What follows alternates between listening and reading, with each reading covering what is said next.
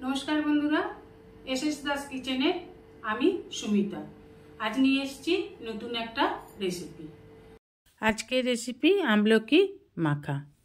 আমলকির মোরব্বা আমলকির আচার আমরা অনেক রকম ভাবেই করে খেয়ে থাকি। আজ আমি নিয়ে এসেছি খুব সাধারণভাবে কম খরচে আমলকি মাখা। এখানে আমি 4টে আমলকি আগে থেকেই সিদ্ধ করে নিয়েছি। আমলকিগুলো বেশ বড় বড় মাখা করে খেতে খুব ভালো লাগবে, কষা হবে না। বড় আমলকি কষাটা একটু কমই হয়। 4টে আমলকি ভালো করে সিদ্ধ করে নিয়েছি। এবার এর ভেতরে যে এই দানাটাকে বার করে আমাদের ফেলে দিতে হবে।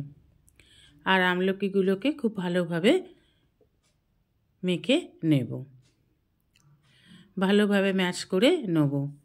এই আমলকি মাখা ভাতের পাতে বা রোদে বসে শীতকালের দুপুরে খেতে খুব ভালো লাগে।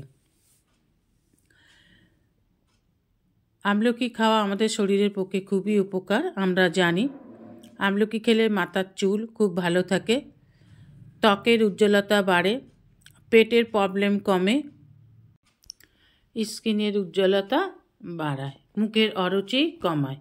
কিছু খেতে ইচ্ছা না করলে কিন্তু অনেক সময় একটু আমলকি মুখে দিলে দেখবেন ভালো লাগে। আমলকি মোরব্বা করে বা আচার করেও সংরক্ষণ করে রাখা যায়। আমি আমলকিটাকে এইভাবে ভালো করে ম্যাশ করে নিলাম। দেখুন একটু দানা দানা থাকবে অথচ বেশ ঘাঁটা ভাব। এইভাবে আমলকিটাকে ম্যাশ করে নিন। আপনারা ইচ্ছা করলে একেবারে এটা মিক্সিতে দিয়েও পেস্ট করে নিতে পারেন। আমি একটু দানা দানা রাখবো বলে হাতে করেই ম্যাশ করলাম। দিয়ে দেবো হাফ টিস্পুনের কম লাল লঙ্কার গুঁড়ো, আর দিয়ে দেবো হাফ টিস্পুনের মতন চিনি। চিনিটা এখানে সাদা প্লেট তাই বোঝা যাচ্ছে না, এখানে আমি হাফ টিস্পুন চিনি নিয়েছি। আর দিয়ে দেবো 1 টিস্পুনের মতন আমচুর। একটু আমচুর দিয়ে দিলে আমলকির কষা ভাবটা মুখে লাগে না। আর দিয়ে দেবো হাফ টিস্পুনেরও কম বিট লবণ। আপনারা এখানে সাদা লবণও দিতে পারেন, আমি বিট লবণ দিলাম। আর দিয়ে দেবো আম কাসুন্দি 1 চামচ।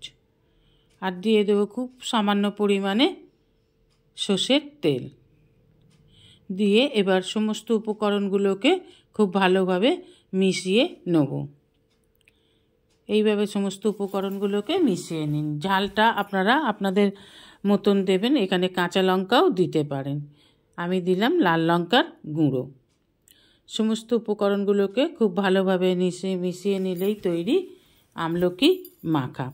এবার ভাতের সাথে পরিবেশন করুন বা শীতের দুপুরে রোদে বসে খান, খেতে কিন্তু খুব ভালো হয়েছে।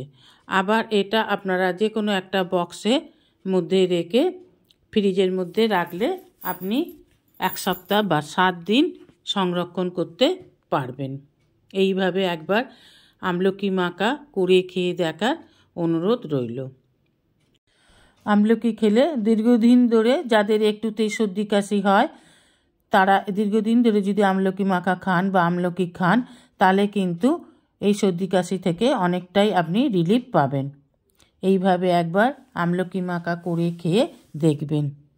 রেসিপিটা ভালো লাগলে অবশ্যই একটা লাইক, কমেন্ট, সাবস্ক্রাইব করার অনুরোধ রইল। পাশে থাকা বেল আইকনটিতে ক্লিক করে দেবেন নিউ ভিডিওর আপডেট যাতে সবার আগে আপনার কাছেই পৌঁছে যায়। নমস্কার, আজ এই পর্যন্তই। আবার দেখা হবে নতুন একটা রেসিপির সাথে নতুন একটা দিনে। ভালো থাকবেন, সুস্থ থাকবেন, সঙ্গে থাকবেন। নমস্কার।